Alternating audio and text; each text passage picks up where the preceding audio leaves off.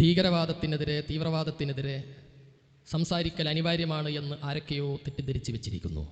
കാരണം എവിടെയെങ്കിലും ഒരു ഗുണ്ട് പൊട്ടിയാൽ, എവിടെയെങ്കിലും അബദ്ധത്തിലൊരു പടക്കം കയ്യിൽ നിന്ന് പൊട്ടിയാൽ അത് മുസ്ലിമീങ്ങളാണ് അതിന് ഉത്തരം പറയേണ്ടത് എന്ന നരേറ്റീവ് ആരൊക്കെയോ സൃഷ്ടിച്ചു വെച്ചിരിക്കുന്നു.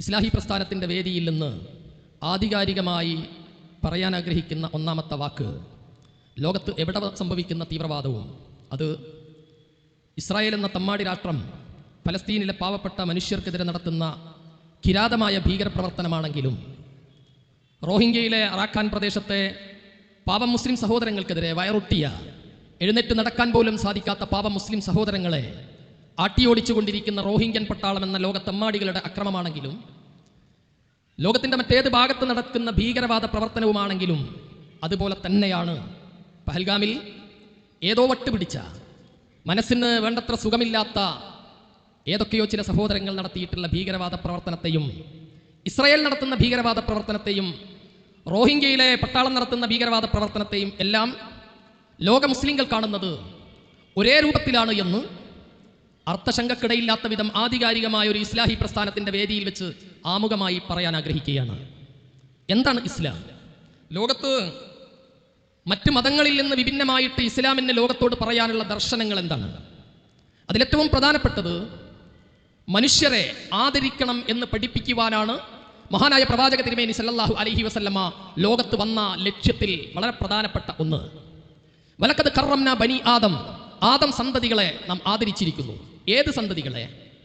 നാം ഗുജറാത്തിൻ്റെ തെരുവീതിയിൽ കാണുന്ന അവിടെയുള്ള ഉന്നത ജാതിക്കാരായ ആളുകൾ നിരന്തരമായിട്ട് ആക്രമിച്ചുകൊണ്ടിരിക്കുന്ന അവിടുത്തെ പശുവിൻ്റെ തോലെടുത്ത് ചത്ത മൃഗങ്ങളുടെ തൊലിയുരിഞ്ഞ് നിത്യജീവിതം കഴിഞ്ഞുകൊണ്ടിരിക്കുന്ന താഴ്ന്ന ജാതിക്കാരായ ആദിവാസികളായ സഹോദരങ്ങളുണ്ടല്ലോ, ഇന്ത്യയുടെ പ്രധാനമന്ത്രിക്കോ ഇന്ത്യയുടെ ആഭ്യന്തരമന്ത്രിക്കോ അവരെ ലോകം കാണരുത് എന്ന് കരുതിയിട്ട് മതിൽ വെച്ച് മൂടിവെക്കുന്ന ഡൊണാൾഡ് ട്രംപ് എന്ന് പറയുന്ന അത്യാവശ്യം മാനസികമായ ചില പ്രശ്നങ്ങളൊക്കെയുള്ള അമേരിക്കയുടെ പ്രസിഡന്റ് വരുമ്പോൾ അദ്ദേഹം കാണാൻ പാടില്ല എന്ന് കരുതിയിട്ട് മതിൽ കെട്ടിയിട്ട് വേർതിരിച്ച് നിർത്തിയിട്ടുള്ള പാവം സഹോദരങ്ങളുണ്ടല്ലോ, അവരെക്കുറിച്ച് ഇസ്ലാമിന് മുന്നോട്ട് വെക്കാനുള്ള ദർശനം അവന്റെ കൈപിടിച്ചുയർത്തിയിട്ട് ഇവനാണ് മനുഷ്യൻ, ഈ മനുഷ്യനെ ആദരിക്കാത്തവൻ നല്ലവനല്ല എന്ന് പ്രഖ്യാപിക്കാനാണ് ഇസ്ലാം ലോകത്തെ പഠിപ്പിച്ചത്. തീർന്നില്ല. മണിപ്പൂരിൽ 2 സഹോദരിമാരെ നമ്മൾ കണ്ടു. ആരാണവർ? വേശ്യാവൃത്തിക്ക് പോയവരായിരുന്നില്ല, അല്ലെങ്കിൽ ഏതെങ്കിലും മയക്കുമരുന്ന് കേസിലെ പ്രതികളായിരുന്നില്ല. അവർ ചെയ്ത തെറ്റെന്താ?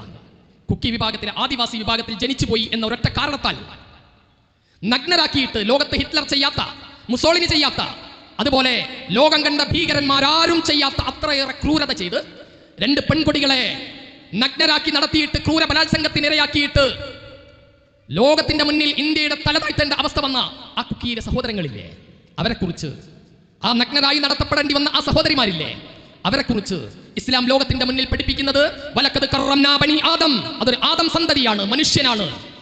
അവരെ നഗ്നരാക്കിയിട്ടല്ല, ഒരു വിധത്തിലും ഒരു രോമത്തിന് പോറലേൽപ്പിക്കാൻ ഒരാൾക്കും അവകാശമില്ല എന്ന് പഠിപ്പിക്കുന്ന ദർശനമാണ് ഇസ്ലാം. മാത്രമല്ല,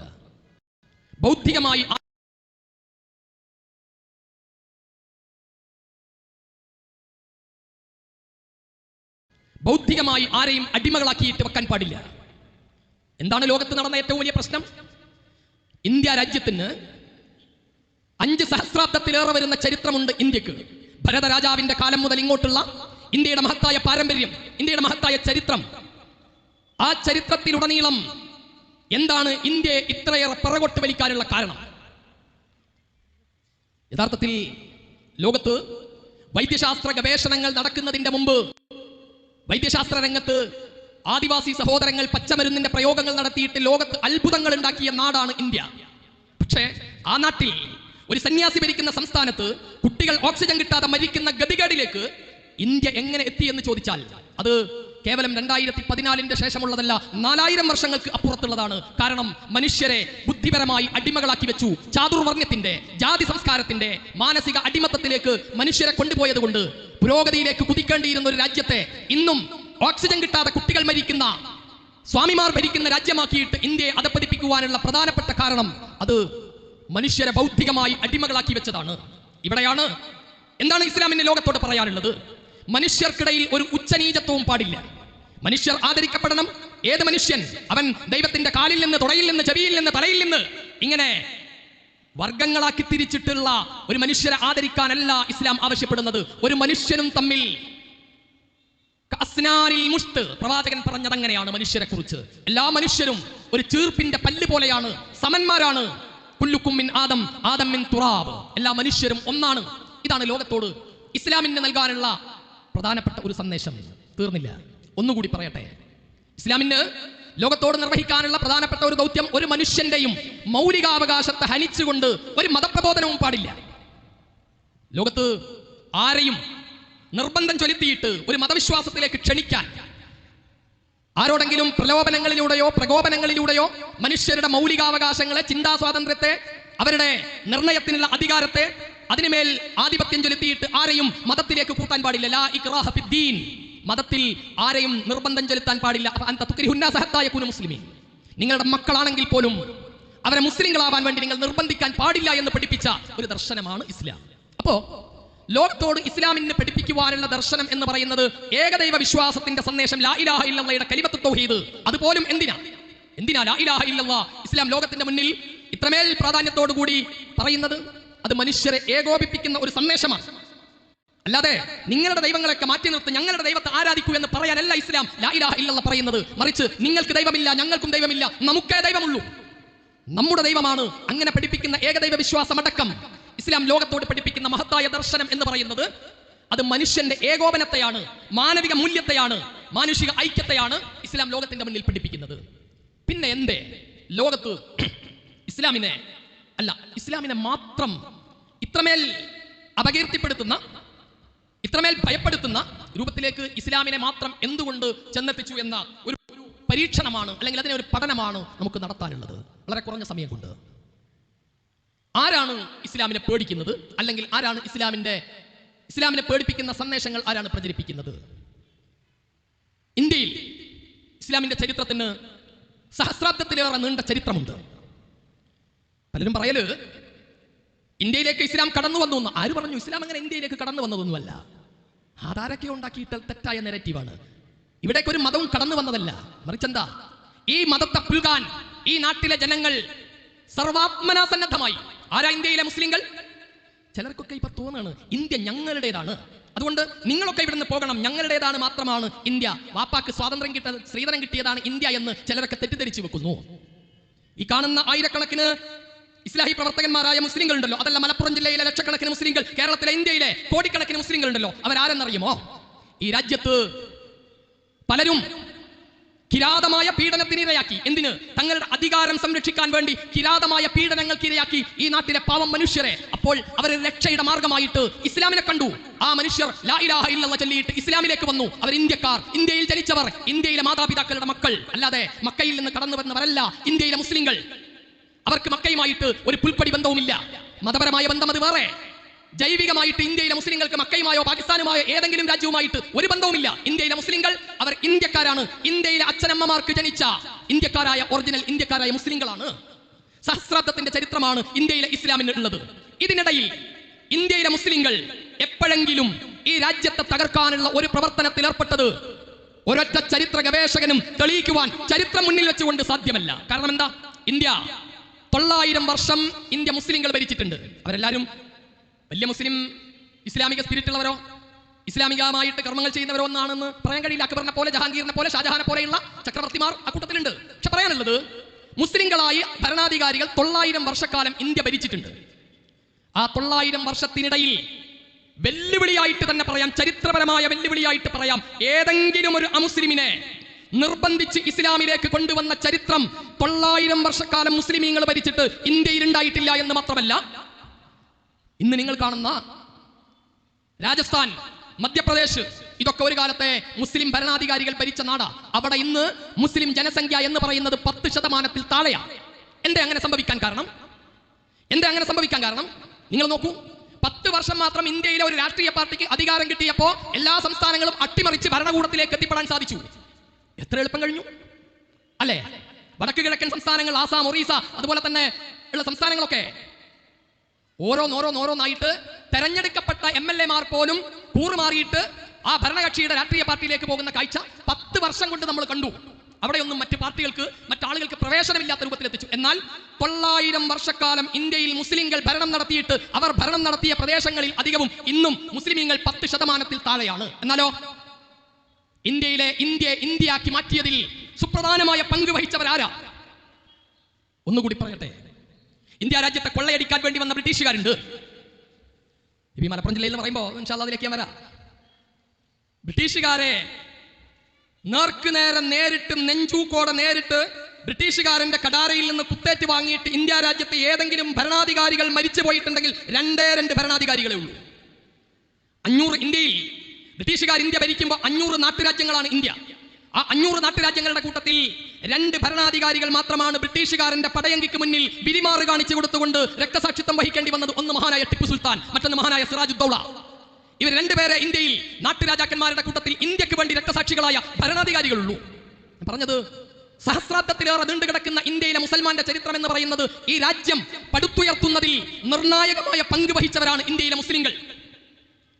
പിന്നെ എന്തുകൊണ്ട് ഇന്ത്യയിലെ മുസ്ലിമീങ്ങളെ പഹൽഗാമിൽ ഞാൻ നേരത്തെ പറഞ്ഞതുപോലെ മനസ്സിന് സുഖമില്ലാത്ത കിറുക്ക് പിടിച്ച ഏതോ 4 ചെറുപ്പക്കാർ അവിടെ ഭീകരാക്രമണം നടത്തിയപ്പോ ഇവിടെ TV ചാനലുകളിൽ ഇരുന്നു കൊണ്ട് പലരും പറയാണ് ഭീകരവാദത്തിന് മതമില്ലെന്ന് പറയാൻ കഴിയില്ല, മതമുണ്ട്. ഏതാണ് മതം? അത് ഇസ്ലാമാണ്.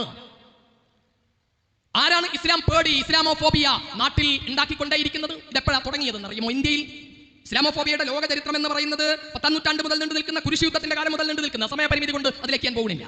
ഇന്ത്യയിൽ എപ്പോഴാണ് ഈ ഇസ്ലാമോഫോബിയ ആരംഭിച്ചത്? ഇന്ത്യയിൽ ഇസ്ലാമോഫോബിയ ആരംഭിക്കുന്നതിന് മഹാനായ ശ്രീനാരായണ ഗുരുവിന്റെ പ്രവർത്തനങ്ങളിലൂടെയാണ് അത് ഉണ്ടാകുന്നത്. ഗുരു അതിൽ പ്രതിയല്ല. എന്താ പ്രശ്നം അറിയോ?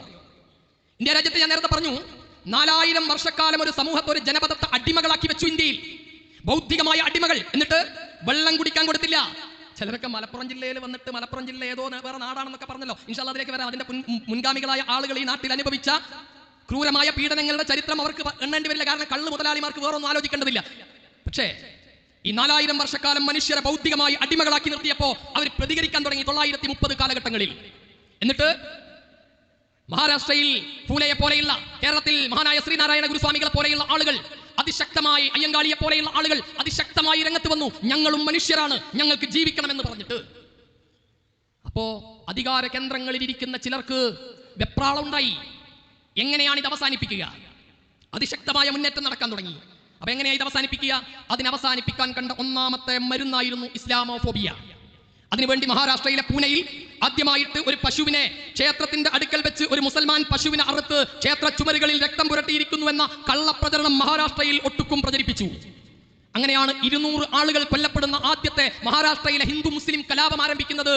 ഈ പിന്നോക്ക ജനവിഭാഗങ്ങളുടെ നവോത്ഥാനത്തിന്റെ മുന്നേറ്റത്തെ തടയാൻ അന്നുള്ള ഫാസിസ്റ്റ് സംഘ് പരിവാര ശക്തികളുടെ ഗൂഢാലോചനയുടെ ഭാഗമായിരുന്നു ഇന്ത്യയിൽ 200 ആളുകൾ മരിച്ച ആദ്യത്തെ വർഗീയ കലാപം, നേർക്കുനേരെയുള്ള വർഗീയ കലാപം പൂനെയിൽ നടന്നത്. അന്ന് തുടങ്ങിയതാണ് ഇന്ത്യയിൽ ഇസ്ലാമോഫോബിയ. എന്തിനു വേണ്ടി? ഇസ്ലാമിനോടുള്ള ദേഷ്യം കൊണ്ടൊന്നുമല്ല കേട്ടോ. നിങ്ങൾ വിചാരിക്കും ഇപ്പോ കഴിഞ്ഞ പൊതു തെരഞ്ഞെടുപ്പിൽ ബഹുമാന്യനായ ഇന്ത്യയുടെ പ്രധാനമന്ത്രി നരേന്ദ്രമോദി ഇന്ത്യയിൽ ഒട്ടാകെ ഓടി നടന്ന് പ്രസംഗിച്ചു, ഞാൻ കൊക്കിൽ ജീവനുള്ള കാലത്തോളം ഇന്ത്യയിലെ മുസ്ലിങ്ങൾക്ക് സംവരണം അനുവദിക്കില്ല. പ്രധാനമന്ത്രിയാണ്. നാട്ടിന്റെ ഗതികേട് ആലോചിച്ചാൽ മതി. ഒരു രാജ്യത്തെ 17%, 18% വരുന്ന ഒരു ജനവിഭാഗത്തിന് സംവരണം അനുവദിക്കാൻ എന്റെ ജീവനുള്ള കാലം സമ്മതിക്കില്ല. എല്ലാവരും വിചാരിച്ച മൂപ്പർക്ക് മുസ്ലിങ്ങളോട് ഭയങ്കര വെറുപ്പായിട്ട് ഹിന്ദുത്വത്തോടുള്ള, ഹിന്ദു മതത്തോടുള്ള അതിയായ അഭിനിവേശം കൊണ്ട് പറയണമെന്നല്ല, അധികാരത്തിലേക്ക് എത്താനുള്ള കുറുക്കു വഴി ആലോചിച്ചത് മാത്രമാണ്. ഇതുപോലെ രാജ്യത്ത് അധികാരം സ്ഥാപിക്കാൻ വേണ്ടി ഉണ്ടാക്കിയിട്ടുള്ള കുറുക്കു വഴി മാത്രമാണ് ഇസ്ലാമോഫോബിയ എന്ന് പറയുന്നത്. അതാണ് അതിന്റെ അവസാനത്തെ ഉദാഹരണമാണ് 930-കൾക്ക് ശേഷം ഏകദേശം ഇന്ത്യ രാജ്യത്ത് 22,000-ലേറെ ചെറുതും വലുതുമായ കലാപങ്ങൾ ഇന്ത്യയിൽ ഉണ്ടാക്കിയിട്ടുണ്ട്. അതിന്റെ 2 ഉദാഹരണങ്ങൾ മാത്രം ഞാൻ പറയാം. ഒന്ന് 2013-ൽ മുസഫർ നഗറിൽ നടന്ന കലാപം. എന്തായിരുന്നു മുസഫർ നഗറിൽ നടന്നത്? 2 ചെറുപ്പക്കാർ, ഹൈന്ദവരായ ജാട്ട് വിഭാഗത്തിൽപ്പെട്ട 2 സഹോദരങ്ങൾ. അവരുടെ പേര് സച്ചിൻ എന്നും ഗൗരവ് എന്നുമാണ്. ഒന്നാദ്യം പറയട്ടെ, UP രാഷ്ട്രീയത്തെക്കുറിച്ച് പഠിക്കുന്ന ഒരാൾക്കറിയാം, അവിടെയുള്ള ജാട്ടുകളും മുസ്ലിങ്ങളും എന്ന് പറയുന്നത് ഭായി ഭായി എന്നറിയപ്പെടുന്നവരാണ്. അതായത് ഞാൻ ആത്മാഭിമാനത്തോടെ പറയട്ടെ, കേരളത്തിൽ ഏറ്റവും കൂടുതൽ മുസ്ലിം ജനസംഖ്യയുള്ള മലപ്പുറത്തെ മുസ്ലിങ്ങളും ഈഴവന്മാരും ഏത് രൂപത്തിലാണോ സൗഹൃദത്തിൽ കഴിയുന്നത്, അതുപോലെ സൗഹൃദത്തിൽ കഴിയുന്നവരായിരുന്നു UP-യിലെ ജാട്ടുകളും മുസ്ലിങ്ങളും. അതുകൊണ്ട് തന്നെ 992-ൽ ബാബരി മസ്ജിദ് പൊളിച്ചിട്ട് രാമക്ഷേത്രത്തിന്റെ വലിയ മുന്നേറ്റം ഉണ്ടാക്കിയിട്ട് പോലും UP-യിൽ സംഘപരിവാര രാഷ്ട്രീയത്തിന് വേണ്ടത്ര സ്വാധീനം ഉണ്ടാക്കാൻ കഴിഞ്ഞിരുന്നില്ല. എന്നാൽ മുസഫർ നഗറിൽ സംഭവിച്ചത് സച്ചിനും ഗൗരവും തമ്മിൽ, അവിടെയുള്ള ഒരു മുസ്ലിമായ ചെറുപ്പക്കാരനും ഷാനവാസ് ഖുറൈഷി എന്ന് പറയുന്ന ഒരു ചെറുപ്പക്കാരനും തമ്മിൽ ഒരു ബൈക്ക് ആക്സിഡന്റ് ഉണ്ടാകുന്നു. ആ ബൈക്ക് ആക്സിഡന്റിൽ അങ്ങോട്ടും ഇങ്ങോട്ടും തർക്കം ഉണ്ടാവുന്നു. കുറച്ച് കഴിഞ്ഞപ്പോൾ സച്ചിനും ഗൗരവും കൂടി അന്ന് രാത്രി പോയിട്ട് ഷാനവാസ് ഖുറൈശി എന്ന് പറയുന്ന മനുഷ്യന്റെ വീട്ടിൽ പോയിട്ട് അയാൾ വിളിച്ചിറക്കിയിട്ട് കുത്തിക്കൊല്ലുന്നു. അങ്ങനെ അയാൾ മരണപ്പെട്ടു. സാധാരണ നമ്മുടെ നാട്ടിൽ നടക്കാറുള്ള മനുഷ്യന്മാർ തമ്മിലുള്ള സംഘട്ടനവും കൊലപാതകവും യു പിയിലെ മുസഫർ നഗറിൽ നടന്നു. പക്ഷേ അവിടെ ചില ആളുകൾ ഗുജറാത്തിൽ നിന്ന് പോയിട്ട് അവിടെ ഇടപെട്ടു. എന്താ കാരണം? സച്ചിന്റെയും ഗൗരവിന്റെയും പെങ്ങളെ ഈ ഷാനവാസ് ഖുറൈശി എന്ന് പറയുന്ന മനുഷ്യൻ പരിഹസിച്ചു, അവളെ പീഡിപ്പിച്ചു. അതിന്റെ പേരിലാണ് കുഴപ്പമുണ്ടായത്. അവിടെ ജാട്ട് വിഭാഗത്തിലെ സ്ത്രീകൾ സുരക്ഷിതരല്ല, അവരെ മുസ്ലിം ചെറുപ്പക്കാർ തട്ടിക്കൊണ്ടുപോകുന്നു. വ്യാപകമായ പ്രചരണം അയച്ചു വിട്ടു എന്ന് മാത്രമല്ല, 2010 പാകിസ്ഥാനിൽ വെച്ചുണ്ടായ ഒരു സംഘട്ടനത്തെ കുറെ ആളുകൾ കൂടിയിട്ട് ചെറുപ്പക്കാരനെ തല്ലിക്കൊല്ലുന്ന ഒരു വീഡിയോ വ്യാപകമായി പ്രചരിപ്പിച്ചു. എന്തത്? അത് മുസഫർ നഗർ പ്രദേശത്ത് ഒരു ഹിന്ദു ജാട്ട് വിഭാഗത്തിൽപ്പെട്ട ചെറുപ്പക്കാരനെ മുസ്ലിങ്ങൾ കൂടി നിന്നുകൊണ്ട് ആക്രമിച്ച് കൊല്ലുന്നു. ഈ ചിത്രം പുറത്തുവിട്ടു. സംഭവം എന്തായി അറിയോ? ലവ് ജിഹാദ് എന്ന് പറയുന്ന കള്ളക്കഥ വ്യാപകമായി പ്രചരിപ്പിച്ചു. യു പിയിലുടനീളം ലവ് ജിഹാദിന്റെ കഥകളായി. അവിടെ നിന്ന് ഇത്ര പെൺകുട്ടികളെ തട്ടിക്കൊണ്ടുപോയി, ഇവിടെ നിന്ന് ഇത്ര പെണ്ണുങ്ങളെ തട്ടിക്കൊണ്ടുപോയി. ഇത് ജാട്ട് മുസ്ലിം വിഭജനത്തിന് കാരണമായി. അങ്ങനെയാണ് 2014 തെരഞ്ഞെടുപ്പിൽ 80-ൽ 71 സീറ്റും സംഘപരിവാര ശക്തികൾക്ക് കിട്ടുന്നത്. എന്തിനാണ് ഇസ്ലാമോഫോബിയ എന്ന ചോദ്യത്തിന്റെ ഉത്തരം, ഇസ്ലാം തീവ്രവാദത്തെ പ്രോത്സാഹിപ്പിക്കുന്നു എന്ന് ആർക്കും അഭിപ്രായമില്ല. ഇസ്ലാം മാനവികതക്കെതിരാണെന്ന് ആർക്കും അഭിപ്രായമില്ല. പിന്നെ എന്തേ ഉള്ളൂ? തങ്ങളുടെ അധികാര കസേര എളുപ്പമാക്കണമെങ്കിൽ അതിന് ഇസ്ലാമിനെയും മുസ്ലിങ്ങളെയും പ്രതിസ്ഥാനത്ത് നിർത്തിക്കൊണ്ടുള്ള പ്രചരണം ആവശ്യമാണ്. അതിനാണ് ഇന്ത്യയിലുടനീളം ഇത്തരത്തിലുള്ള പ്രചരണങ്ങൾ അഴിച്ചുവിട്ട് മനുഷ്യരെ തമ്മിൽ അകറ്റുന്നത്. യു പിയിൽ ബാബരി മസ്ജിദ് പൊളിച്ച കാലഘട്ടത്തിൽ പോലും സ്വപ്നം കാണാൻ സാധിക്കാതിരുന്ന മുന്നേറ്റം മുസഫർ നഗറിലെ ഒരു പെൺകുട്ടിയെ ആസ്പദമാക്കിയിട്ടുള്ള കഥകൾ വ്യാപകമായി പ്രചരിപ്പിച്ചപ്പോ സംഘപരിവാര ശക്തികൾക്ക് സാധിച്ചു. ഇസ്ലാമോഫോബിയയുടെ, മുസ്ലിം വെറുപ്പിന്റെ ഒന്നാമത്തെ സംഗതി, ഒന്നാമത്തെ പ്രതി ഭരണകൂടമാണ് എന്നത് നിസ്സംശയം പറയാൻ കഴിയും. 2002 ഒരു ട്രെയിൻ ആക്രമണം ഉണ്ടായി. യു പിയിൽ നിന്ന് ബാബരി മസ്ജിദ് പൊളിച്ച സ്ഥലത്ത് പൂർണ്ണഹൂതി മഹായജ്ഞം കഴിഞ്ഞ് തിരിച്ചു വരുന്ന സബർമതി എക്സ്പ്രസ്, ആ സബർമതി എക്സ്പ്രസിന്റെ 2 ബോഗികൾ തീപിടിച്ച് 59 ആളുകൾ മരിച്ചു. നാനാവതി കമ്മീഷൻ വളരെ കൃത്യമായി പറഞ്ഞു, ഒരു കാരണവശാലും ആ ട്രെയിനിലേക്ക് പുറത്തുനിന്ന് ഒരു തീവെപ്പ് അക്രമം ഉണ്ടാക്കാൻ കഴിയില്ല. ആ ട്രെയിനിന് തീപിടിച്ചത് ഉള്ളിൽ നിന്ന് തന്നെയാണ് എന്ന് കേന്ദ്ര ഗവൺമെന്റ് നിയോഗിച്ച കമ്മീഷൻ അർത്ഥശങ്കക്കിടയില്ലാത്ത വിധം പറഞ്ഞു. പക്ഷേ ഇന്ത്യയിലുടനീളം പ്രചരിപ്പിച്ചു. എങ്ങനെ? 59 ആളുകളുടെ മൃതദേഹം നിരത്തി കടത്തിയിട്ട് പറഞ്ഞു, ഇന്ത്യ അപകടത്തിലാണ്, ഇസ്ലാമിക ഭീകരവാദികൾ നമ്മുടെ കർസേവകന്മാരെ ചുട്ടുകൊന്നിരിക്കുന്നു, പ്രതികരിക്കൂ. ആരാ പറയുന്നത്? ഇന്നത്തെ ബഹുമാനപ്പെട്ട പ്രധാനമന്ത്രി അടിഞ്ഞാടാൻ അവസരം കൊടുത്തു. ഫലമെന്താ? ഗുജറാത്തിൽ ഇന്ന് മറ്റൊരു രാഷ്ട്രീയ പാർട്ടിക്കും സ്വപ്നം കാണാൻ കഴിയാത്ത രൂപത്തിൽ ഗുജറാത്തിനെ പാകപ്പെടുത്തിയെടുത്തു. ആരാ ഇസ്ലാമോഫോബിയയുടെ ഗുണഭോക്താക്കൾ? ഇവിടെ സൂചിപ്പിക്കാനുള്ളത്, പഹൽഗാം ആക്രമണം നടന്നു. ഇന്ത്യയിലെ ലോകത്തെ മുഴുവൻ മുസ്ലിങ്ങളും പറഞ്ഞു, തമ്മാടിത്തരമാണ്, തോന്നിവാസമാണ്. സൗദി അറേബ്യ എന്ന് പറയുന്ന 100% മുസ്ലിമീങ്ങളുടെ രാഷ്ട്രം അർത്ഥശങ്കക്കിടയില്ലാത്ത വിധം ഒരു മുസ്ലിം രാഷ്ട്രമായ പാകിസ്ഥാന്റെ നേരെ പറഞ്ഞു, അക്രമമാണ്, തോന്നിവാസമാണ് ചെയ്യുന്നത്. ഇന്ത്യക്ക് പൂർണ്ണ പിന്തുണ. UAE, ഖത്തർ, ഒമാൻ എല്ലാ രാജ്യങ്ങളും പറഞ്ഞു, പാകിസ്ഥാൻ ചെയ്യുന്നത് അക്രമമാണ്, തോന്നിവാസമാണ്. ഞങ്ങൾ മുഹമ്മദ് റസൂലുള്ളാഹി സ്വല്ലല്ലാഹു അലൈഹി വസല്ലമയെ ചീത്ത പറഞ്ഞ നബൂർ ശർമ്മക്ക് സംരക്ഷണം കൊടുക്കുന്ന മോദിക്ക് ഒപ്പമാണ്, പാകിസ്ഥാന് എതിരാണ്. എന്താ കാരണം? എന്ത് കാരണമുണ്ടായാലും ശരി, ഭീകരവാദത്തെ അനുകൂലിക്കാൻ സാധ്യമല്ല. പക്ഷേ എന്താ കാണുന്നത്? അവിടെ ആ 4 തെമ്മാടികള് പാവം ടൂറിസ്റ്റുകളെ ആക്രമിച്ച് വെടിവെക്കുമ്പോ കലിമ ചെല്ലാൻ പറഞ്ഞു, ചെല്ലാൻ കഴിഞ്ഞില്ല, അവരെ വെടിവെച്ച് വീഴ്ത്തി. ഇവിടെയല്ലേ മതം? ഇതല്ലേ ഇസ്ലാം? പക്ഷേ നിങ്ങൾ നോക്കൂ, കേരളക്കാരനായ രാമചന്ദ്രൻ എന്ന് പറയുന്ന BJPയുടെ പഞ്ചായത്ത് തെരഞ്ഞെടുപ്പിലെ സ്ഥാനാർത്ഥിയായ സഹോദരൻ അവിടെ വെച്ച് മരിച്ചു. അദ്ദേഹത്തിന്റെ കുടുംബത്തോട് ഇസ്ലാഹി പ്രസ്ഥാനത്തിന്റെ എല്ലാവിധത്തിലുള്ള അനുശോചനങ്ങളും അറിയിക്കുകയാണ്. നമ്മൾ ആ കുടുംബത്തോടൊപ്പമാണ്.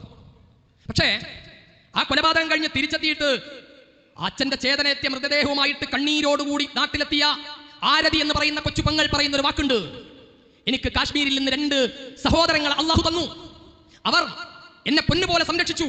എന്നെ സംരക്ഷിക്കാൻ വേണ്ടി റൂമിലേക്ക് കൊണ്ടുപോകുമ്പോൾ ബിസ്മില്ലാഹിർ റഹ്മാനിർ റഹീം എന്ന് പറഞ്ഞുകൊണ്ടായിരുന്നു അവർ ഞങ്ങളെ സംരക്ഷിച്ചത്. കൂട്ടരെ, എന്തേ നിങ്ങൾക്ക് അവിടെ മതം കാണാൻ കഴിയുന്നില്ല? തമ്മാടിക്കൂട്ടം വന്ന് വെടിവെച്ചപ്പോ കലിമത്തെല്ലാം പറഞ്ഞെടുത്ത് കാണാൻ കഴിഞ്ഞ മതം എന്തുകൊണ്ടാണ് ബിസ്മില്ലാഹിർ റഹ്മാനിർ റഹീം എന്ന് ചൊല്ലിയിട്ട് ആരതി എന്ന് പറയുന്ന ഹൈന്ദവ സഹോദരിയെ സംരക്ഷിക്കാൻ രംഗത്ത് വന്ന മുസ്ലിം സഹോദരങ്ങളുടെ ആ പ്രഖ്യാപനത്തിൽ എന്തുകൊണ്ട് നിങ്ങൾക്ക് മതം കാണാൻ കഴിയുന്നില്ല? അവിടെ കുതിരയോടിക്കുന്ന വളരെ പാവപ്പെട്ട ഒരു മനുഷ്യൻ ആ തമ്മാടിക്കൂട്ടത്തിൽ നിന്ന് AK-47 പിടിച്ചു വാങ്ങാൻ വേണ്ടി ശ്രമിച്ചപ്പോൾ ഷഹീദായ ഇന്ത്യൻ ഷഹീദുകളുടെ കൂട്ടത്തിലെ തങ്കലിപികളാൽ എഴുതപ്പെടേണ്ട ഒരു മനുഷ്യൻ, അദ്ദേഹം ഒരു മുസൽമാനാണ്, കാശ്മീരി മുസ്ലിമാണ്. എന്തുകൊണ്ട് അദ്ദേഹത്തിൽ നിങ്ങൾക്കൊരു മതത്തെ കാണാൻ കഴിയുന്നില്ല? അദ്ദേഹത്തിൽ മതം കാണില്ല. കാരണം എന്താ? ഇതിന്റെ മെച്ചം എന്താ? നമ്മൾ കണ്ടു. സൗദി അറേബ്യ സന്ദർശിക്കുന്നതിനിടയിലേ പെട്ടെന്ന് ഓടി വരികയാണ് നമ്മുടെ ഇന്ത്യയുടെ പ്രധാനമന്ത്രി. നമ്മളൊക്കെ ആത്മാഭിമാനത്തോടെ വിചാരിച്ചു, ഇതാ ഞങ്ങൾക്കൊരു നാഥനുണ്ട്, ഞങ്ങളുടെ പ്രധാനമന്ത്രി പ്രശ്നം വന്നപ്പോൾ എല്ലാം വെട്ടിച്ചുരുക്കിയിട്ട് ഓടി വരികയാണ്. ഓടി വന്നിട്ട് എങ്ങോട്ടാ പോയത്? കാശ്മീരിൽ പോയോ? ഇല്ല. പിന്നെ രാജ്യത്തെ എല്ലാ രാഷ്ട്രീയ പാർട്ടിക്കാരെയും വിളിച്ചു കൂട്ടിയിട്ട് നമ്മൾ എങ്ങനെ മുന്നോട്ട് പോകണം? ഉടനെ ഇത് രാഷ്ട്രീയമില്ല. ഇന്ത്യക്കെതിരായിട്ട് ഏത് തോന്നിവാസി വന്നിട്ട് എന്ത് ചെയ്താലും അവിടെ രാഷ്ട്രീയ മതം ജാതി ഒന്നുമില്ല, നമ്മളൊന്ന് ഇന്ത്യക്കാർ. അങ്ങനെയാണ് നമ്മുടെ പ്രഖ്യാപനം. പക്ഷേ നമ്മുടെ പ്രധാനമന്ത്രി ആ യോഗത്തിൽ പോലും പങ്കെടുക്കുന്നില്ല. ബീഹാറിൽ പോയിട്ട് അവിടെ തെരഞ്ഞെടുപ്പ് പ്രചരണം നടത്തുക. പഹൽഗാം അക്രമം നടത്തിയത് പാകിസ്ഥാൻ എന്ന തോന്നിവാസ രാഷ്ട്രവും അവർ വിലക്കെടുത്ത മനോരോഗികളായ തമ്മാടികളുമാണെങ്കിൽ അതിന്റെ ഗുണഭോക്താക്കൾ ആരെന്ന് ചോദിച്ചാൽ ഇന്ത്യയിലെ അധികാര രാഷ്ട്രീയത്തിൽ അള്ളിപ്പിടിച്ചു നിൽക്കാൻ വേണ്ടി ശ്രമിക്കുന്നവരാണ്. ഇത് രണ്ടും തിരിച്ചറിയണം. ഇസ്ലാമോഫോബിയ എന്തിനാണെന്ന് ചോദിച്ചാൽ, ഇസ്ലാം ലോകത്തിന്റെ മുന്നിൽ ഒരു ഭീകരതയും പ്രചരിപ്പിച്ചിട്ടില്ല. കഴിഞ്ഞ ഒന്നേകാൽ സഹസ്രാബ്ദ കാലത്ത് ഇന്ത്യയിലെ ഇസ്ലാമിക ചരിത്രത്തിൽ എവിടെയും ഒരു ഭീകരവാദം മുസ്ലിങ്ങൾ നടത്തിയിട്ടില്ല. ഇനി ഒന്നുകൂടി പറയട്ടെ, 2002 മുതൽ 2018 വരെ ഇന്ത്യയിൽ ഏകദേശം 8500 ഭീകരവാദ ആക്രമണം നടന്നിട്ടുണ്ട്. അമേരിക്കയിലെ ഒരു പ്രശസ്തമായ പത്രപ്രവർത്തക സംഘം ഇതിനെക്കുറിച്ച് പഠനം നടത്തിയ പഠനം പുറത്തുവിട്ടിട്ടുണ്ട്. അവർ പറഞ്ഞെന്തറിയോ? ആരാ ഭീകരവാദികൾ? ഞങ്ങളിത് ഇസ്ലാഹി പ്രസ്ഥാനത്തിന്റെ വക്താക്കൾ ഇത് ആത്മധൈര്യത്തോടെ പറയുന്നു. ഒരു മുസ്ലിമും ഭീകരവാദിയല്ല. ആരെങ്കിലും അങ്ങനെ ഭീകരവാദത്തിന്റെ പിന്നാലെ പോകുന്നുണ്ടെങ്കിൽ അവൻ മുസ്ലിമും അല്ല, അവനും ഇസ്ലാമും തമ്മിൽ ഒരു ബന്ധമില്ല. എന്നാൽ ഇന്ത്യയിൽ നടന്ന ഭീകരവാദ അക്രമങ്ങളുടെ 42% ഭീകരവാദ അക്രമം നടത്തിയിട്ടുള്ളത് ഇന്ത്യയിലെ മതം വേണ്ട എന്ന് പറയുന്ന ശക്തികളാണ്, നക്സലൈറ്റുകളാണ്. ഇനി അതിലെ 35% നടത്തിയത് ആരാന്നറിയോ? ഇന്ന് നിങ്ങൾ കെട്ടിപ്പിടിച്ചു നിൽക്കുന്ന സംഘപരിവാര ശക്തികൾ കെട്ടിപ്പിടിച്ചു നിൽക്കുന്ന അതിർത്തി സംസ്ഥാനങ്ങളിലെ കലാപകാരികൾ, ബോഡോ, ഉൾഫ പോലെയുള്ള സംഘടനകളാണ് 35% ഭീകരവാദ ആക്രമണങ്ങളും നടത്തിയിട്ടുള്ളത്. 22% ഭീകരാക്രമങ്ങൾ ഇന്ത്യ രാജ്യത്ത് നടത്തിയിട്ടുള്ളത് പ്രാദേശികമായ ഭീകരവാദ സംഘടനകളാണ്. ഇതിലൊന്നും മഷിയിട്ട് നോക്കിയാൽ ഒരു മുസ്ലിം പേര് നിങ്ങൾക്ക് കാണാൻ കഴിയില്ല. സുനിശ്ചിതം. ഇത് രാജ്യാന്തര തലത്തിൽ നടത്തിയ പഠനത്തിന്റെ റിപ്പോർട്ടാണ്. ഇവിടെയാണ് ഞാൻ സൂചിപ്പിച്ചത്, ഇസ്ലാം മുന്നോട്ട് വെക്കുന്നത് മാനവികതയുടെ സന്ദേശമാണ്. സഹോദരങ്ങളെ, ഇവിടെ നമുക്ക് ആവശ്യം, ഞാൻ നേരത്തെ സൂചിപ്പിച്ചല്ലോ, നമ്മൾ ഇന്ത്യക്കാരെന്ന നിലയിൽ ജാതി, മതം, വർഗം, വർണ്ണം എല്ലാത്തിന്റെയും അപ്പുറത്ത് നമുക്ക് ഒന്നാവാൻ കഴിയണം. അതിനെന്ത് വേണം? എല്ലാവരുടെയും മൗലിക അവകാശങ്ങൾ സംരക്ഷിക്കപ്പെടണം. എന്തുകൊണ്ട് വഖഫ് ഭേദഗതി നിയമം ഇന്ത്യയിൽ നടപ്പിലാക്കാൻ പാടില്ല? വഖഫ് നിയമവുമായിട്ട് ബന്ധപ്പെട്ട് പറയുമ്പോൾ ഒരു കാര്യം പറയാനുണ്ട്. ഒരു നരേറ്റീവ് നമ്മുടെ നാട്ടിൽ ആകെ പ്രചരിപ്പിച്ചിട്ട് എന്താ? ഇന്ത്യൻ റെയിൽവേ കഴിഞ്ഞാൽ ഏറ്റവും കൂടുതൽ സ്വത്തുള്ളത് വഖഫ് ബോർഡിനാണ്. ആരൊക്കെയോ ഉണ്ടാക്കിയിട്ടുള്ള ഒരു നരേറ്റീവാണ്, പച്ചക്കള്ളമാണ്. കാരണം എന്താ? എന്തുകൊണ്ടാണ് വഖഫ് ബോർഡിന്റെ കീഴിൽ ഇത്രയേറെ സ്വത്ത് കാണിക്കുന്നത്? നിങ്ങൾ ഒരു ഉദാഹരണത്തിൽ കേരളം എടുക്കുക. കേരളത്തിലെ സുന്നി, മുജാഹിദ്, ജമാഅത്ത്, തബ്ലീഗ് എല്ലാ ജനവിഭാഗ എല്ലാ മതസംഘടനകളുടെയും സ്ഥാപനങ്ങൾ ഒറ്റ വഖഫ് ബോർഡിന് കീഴിലാണ് രജിസ്റ്റർ ചെയ്തിട്ടുള്ളത്. എന്നാൽ ഇന്ത്യയിലെ കേരളത്തിലെ ക്ഷേത്രങ്ങൾ, അതിന്റെ പരിപാലനത്തിന് 5 ദേവസ്വം ബോർഡുകൾ കേരളത്തിലുണ്ട്. Thiruvithamkoor Devaswom board, Guruvayur Devaswom board, Malabar Devaswom board തുടങ്ങിയിട്ടുള്ള 5 ദേവസ്വം ബോർഡുകളുണ്ട്.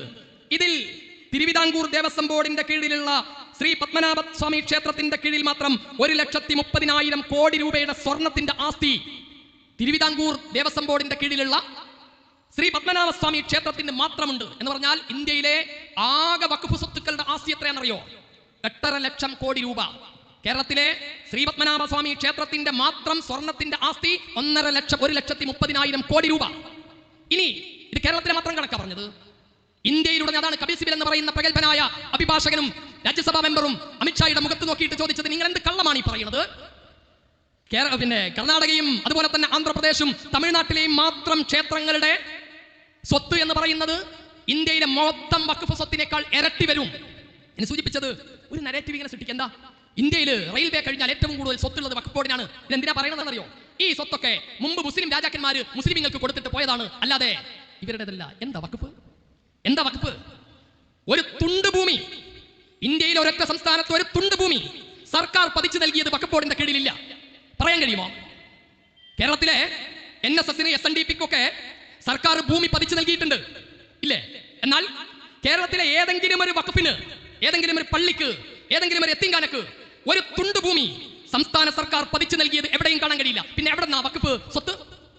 ഓരോ മുസൽമാനും ചോര നീരാക്കി അധ്വാനിച്ച് തങ്ങളുടെ സമ്പാദ്യം എന്ന് പറയുന്നത് കേവലം ഭൗതികമായ ഈ ജീവിതത്തിലെ സുഖാഡംബരങ്ങൾക്ക് മാത്രമല്ല, നാളെ പരലോകത്ത് അള്ളാഹുവിന്റെ ജന്നാത്തുൽ ഫിർദൗസ് കിട്ടാൻ അതിന് തങ്ങൾ അങ്ങേയറ്റം ഇഷ്ടപ്പെടുന്ന സ്വത്ത് അള്ളാഹുവിന്റെ മാർഗത്തിൽ വഖഫ് ചെയ്യുന്നു. ഇതിൽ സർക്കാരേതരമായ ഏതെങ്കിലും ഒരു സംവിധാനങ്ങൾക്ക് 5 ചില്ലിക്കാശിന്റെ ചെലവില്ല. അതാണ് വഖഫ് സ്വത്ത്. ആ വഖഫ് സ്വത്ത് ആരാണ് കൈകാര്യം ചെയ്യേണ്ടത്?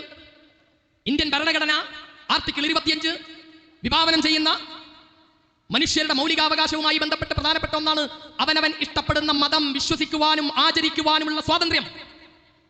അത് ഒരു മുസൽമാന് ഞാൻ ലാ ഇലാഹ ഇല്ലല്ലാഹ് എന്ന കലിമത്തുൽ തൗഹീദ് ചൊല്ലി മുസൽമാനായ അന്ന് മുതൽ എനിക്ക് മുസ്ലിമായി ജീവിക്കാനുള്ള സ്വാതന്ത്ര്യം ഇന്ത്യൻ ഭരണഘടന നൽകുന്നു. പക്ഷേ നമ്മുടെ സംഘപരിവാർ രാഷ്ട്രീയ ശക്തികൾ പറയുന്നു, നിങ്ങൾ 5 വർഷം ഒരു ടെസ്റ്റിംഗ് പീരീഡ് ഉണ്ട്, 5 വർഷം കഴിഞ്ഞിട്ടേ നിങ്ങൾക്ക് വഖഫ് ചെയ്യാൻ പാടുള്ളൂ. മൗലികാവകാശത്തിന്റെ ലംഘനമാണ്. നിങ്ങളുടെ സ്വത്ത് അത് കൈകാര്യം ചെയ്യാൻ നിങ്ങൾ പാടില്ല. പിന്നെയോ 24 അംഗങ്ങളുള്ള കേന്ദ്ര വഖഫ് കൗൺസിലിൽ 8 പേര് മുസ്ലിങ്ങൾ മതി, ബാക്കിയുള്ളവരൊക്കെ അമുസ്ലിങ്ങൾ തന്നെ വേണം. ഇതാണ് വഖഫ് ഭേദഗതി നിയമത്തിന്റെ പ്രധാനപ്പെട്ട ഒരു ഘടകം. ഇത് ഇന്ത്യയിലെ മൗലികാവകാശത്തിന്റെ ലംഘനം മാത്രമല്ല, സുപ്രീം കോടതി ഒരു പ്രധാനമായ ചോദ്യം ചോദിച്ചു. തുറന്ന് പറയൂ, ഏതെങ്കിലും ദേവസ്വം ബോർഡുകളിലേക്ക് മുസ്ലിങ്ങളെ കയറ്റുമോ? ഏതെങ്കിലും ഒരു ദേവസ്വം ബോർഡിൽ അഹിന്ദുക്കളെ കയറ്റുമോ? തുഷാർ മേത്ത ഉത്തരം പറയാനേ കഴിഞ്ഞിട്ടില്ല. എന്താ കാരണം? ഇത് ലക്ഷ്യം വെക്കുന്നത് ഇന്ത്യയുടെ കണ്ണായ സ്ഥലങ്ങളിൽ പാവം മുസ്ലിങ്ങൾ ചോര നീരാക്കി അധ്വാനിച്ചുണ്ടാക്കിയിട്ട് കൊടുത്ത സ്വത്ത് തട്ടിയിട്ട് നിങ്ങൾ ഒരിക്കലും പ്രിയപ്പെട്ട ഈ നാട്ടിലെ ഹൈന്ദവ സഹോദരങ്ങളെ തെറ്റിദ്ധരിക്കണ്ട. ഇത് ഹിന്ദുക്കൾക്ക് കൊടുക്കാനല്ല, മറിച്ച് കുത്തക മുതലാളിമാർക്ക് പതിച്ചു നൽകാനാ. ഇത് മുസ്ലിങ്ങളെ നേരെ മാത്രമല്ല ഉണ്ടായിട്ടുള്ളത്. ജാർഖണ്ഡിൽ ആദിവാസികളുടെ കോടിക്കണക്കിന് ഏക്കർ ഭൂമി പതിച്ചു കൊടുത്തു അംബാനിക്ക്. എന്തേ മണിപ്പൂരിൽ ഇത്രയും വലിയ കലാപുണ്ടായത്? അവിടെയുള്ള പാവം ആദിവാസി ക്രൈസ്തവ സഹോദരങ്ങളുടെ 60,000 ഹെക്ടർ ഭൂമിയാണ് അദാനിക്ക് ഓയിൽ കമ്പനി നടത്താൻ വേണ്ടി പതിച്ചു കൊടുത്തത്. ഇനിതാ യു പിയിലെ കണ്ണായ സ്ഥലത്തുള്ള ഈദ്ഗാഹ് ഭൂമി കുത്തക മുതലാളിമാർക്ക് പതിച്ചു കൊടുക്കണം. അതിനാണ് വഖഫ് ബില്ല്.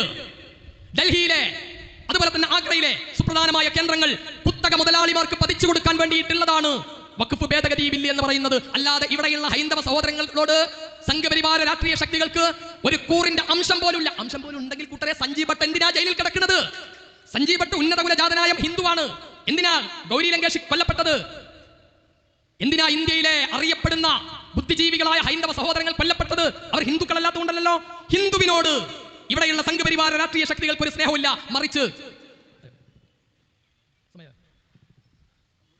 ചുരുക്കി പറഞ്ഞത് വഖഫ് ഭേദഗതി ബില്ല് എന്ന് പറയുന്ന സമയപരിമിതമായതുകൊണ്ട് ഞാൻ അവസാനിപ്പിക്കുക. വഖഫ് ഭേദഗതി ബില്ല് എന്ന് പറയുന്നത് മുസ്ലിം സമുദായത്തെ ഇവിടെ നിന്ന് ഇല്ലാതാക്കാനുള്ള കൂടി പദ്ധതിയാണ്. ആർട്ടിക്കിൾ 14 മുതൽ 18 വരെ സമത്വമാണ് ഇന്ത്യൻ ഭരണഘടന നൽകുന്ന സന്ദേശം. അതിനെതിരാണ് വഖഫ് ഭേദഗതി ബില്ല്. ഒന്നുകൂടി പറയട്ടെ, ഈ മലപ്പുറത്ത് വന്നിട്ട് അത് പറയാതിരുന്നാൽ ഒരു തൃപ്തി കിട്ടില്ല.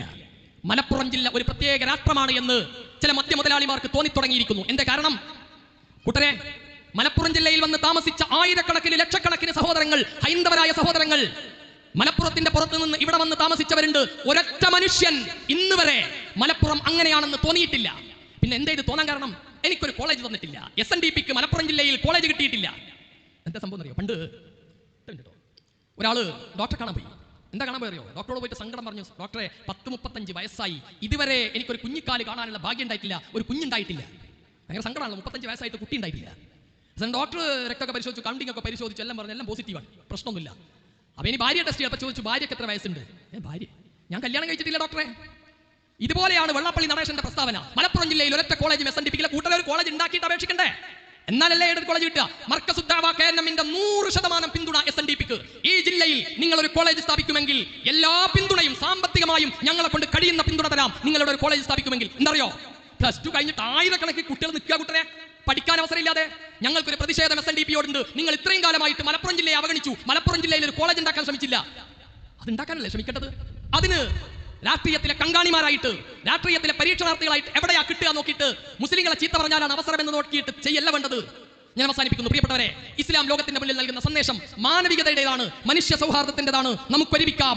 ഇന്ത്യയിലെ ഹിന്ദു, മുസ്ലിം, സിഖ്, ഇസായി ഹം ആപ്പസ് മേ ഭായി ഭായി മഹാത്മാഗാന്ധി വിളിച്ച മുദ്രാവാക്യത്തിലേക്ക് നമുക്ക് തിരിച്ചു പോകാം. അല്ലാഹു അനുഗ്രഹിക്കട്ടെ. അസ്സലാമു അലൈക്കും വറഹ്മത്തുള്ളാഹി വബറകാതുഹു.